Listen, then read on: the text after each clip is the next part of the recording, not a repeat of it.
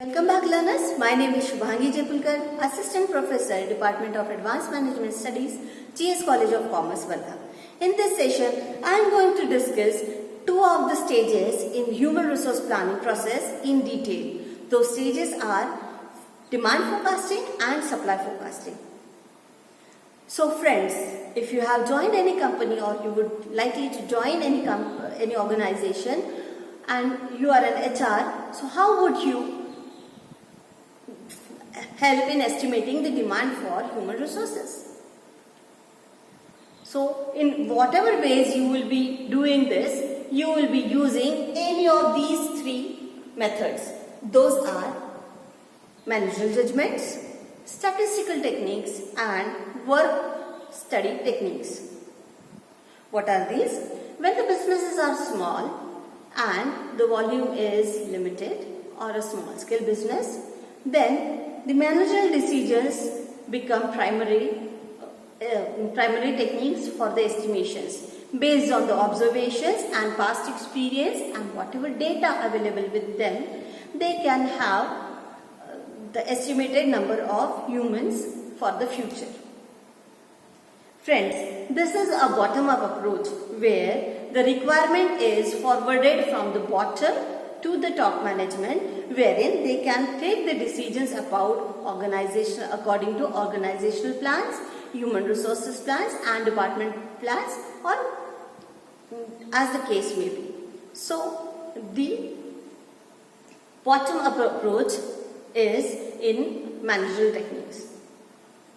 Statistical techniques, these can be applied in two ways: by using ratio analysis or econometric models. In ratio trend analysis, the present ratio is observed, like for 10,000 units, 10 people are required. So obviously for 20,000 units production, 20 people will be required as per this ratio. This ratio also considers for each category like sales department, production department, or maybe finance department or marketing for that matter. So ratio for each department is calculated, and on the basis of this, the human resources is planned. Another statistical tool is econometric models. Econometrics, where applied maths is used in economics. Based on the past data, it tries to establish the relationship between the various variables. These variables can be investments, sales, other activities, operational movements, or production. So how these estimates will be done? They can use regression or correlation analysis. For example, for the year 2019, 1 lakh rupees were invested. So on that, in 1 lakh, how many sales are generated? So we can have a relationship between them, and that relationship is not for the 1 year but last few years, which will give them some trend or some pattern to be observed. Work study techniques. Friends, this is a detailed technique. Work is to be studied.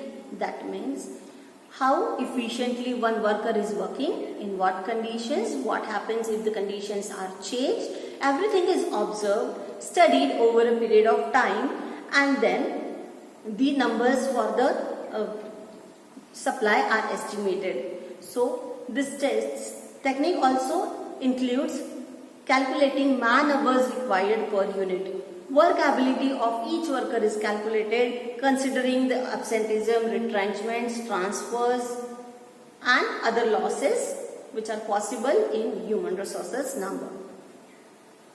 So this is about demand forecasting. Let's see how the supply is forecasted.